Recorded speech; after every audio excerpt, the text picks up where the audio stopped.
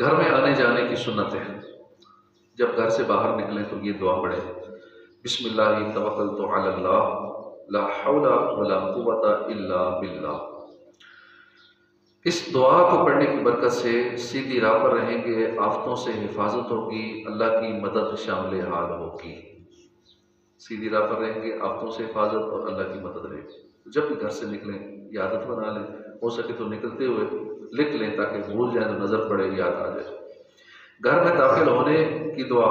یہ بھی اگر یاد نہیں ہے تو شروع میں بلکہ لکھ لیں، باہر لکھی ہوئی مل بھی جاتی ہے اسٹیکر، وہ لگا لی جائے، جیسے گھر میں داخل ہو یاد آ جائے گی، دعا پڑھ کے اندر داخل ہو۔ اللہم انی اسألک خیر المولج و خیر المخرج، بسم اللہ ولجنا و بسم اللہ خرجنا و علی اللہ ربنا توکلنا۔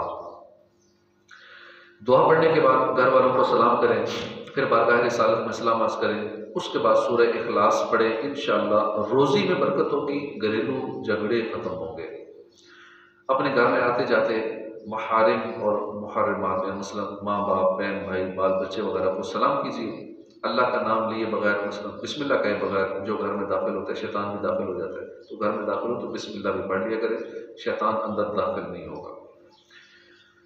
اگر ایسے مکان میں داخل ہو جو خالی ہو، کوئی نہ ہو، تو وہاں یہ کہ السلام علینا وعلی عباد اللہ الصالحین، فرشتے اس کا جواب دیں گے، یا اس طرح کہ السلام علیکہ ایہا النبی، یا نبی آپ پر سلام، کیونکہ حضور کی روح مبارک ہر مسلمان کے گھر میں تشریف فرما ہوتی ہے۔ جب کسی کے گھر میں داخل ہونا چاہیں تو سلام کریں، السلام علیکم، کیا میں اندر آ سکتا ہوں؟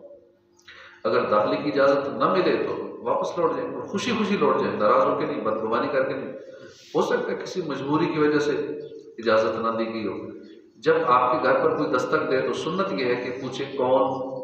باہر والے کو چاہیے کہ اپنا نام بتائے، مثلا کہ میں محمد الیاس، نام بتانے کی بجائے اس موقع پر میں ہوں،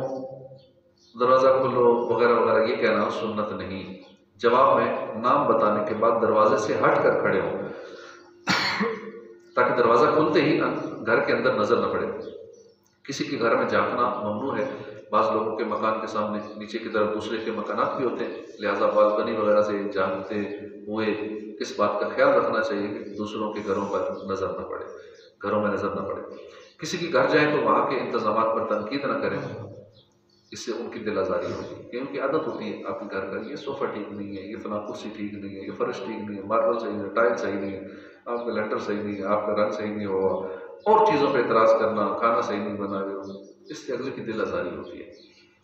کیونکہ مذمت اس طرح کسی کو پسند نہیں۔ ہاں تعریف، اچھی چیزوں کی تعریف کریں گے تو یہ اگلے کو اچھی لگتی ہے، پسند ہے۔ کسی کے گھر جائیں تو وہاں کے انتظامات پر تنقید بالکل نہ کریں۔ واپسی پر اہل خانہ کے حق میں دعا بھی کریں، شکریہ بھی ادا کریں، سلام بھی کریں، اور ہو سکے تو کوئی نہ کوئی تحفہ دیں، جس سے بھی ملیں، جس کے گھر بھی جائیں دے کے آئیں۔ جب ہماری دینے کی عادت ہو، ویلیو ایڈ کریں، ہر ایک کی زندگی میں ویلیو ایڈ، جو بھی ہم سے اٹیچ ہو اس سے فائدہ، ہماری ذات سے اس کو فائدہ ہو، تو انشاءاللہ اس طرح آپ کے چاہنے والے، محبت کرنے والے، آپ کے کلوز لوگ بڑھ جائیں گے، اور اس کا جو مین فائدہ ہوگا کہ انشاءاللہ مرنے کے بعد دعا کرنے والے بڑھ جائیں گے، جنازے میں آنے والے بڑھ جائیں گے۔ تو اللہ پاک ہمیں ان سنتوں پہ عمل کی توفیق عطا فرمائے، آمین بجاہ نبی الامین صلی اللہ تعالی علیہ وآلہ وسلم۔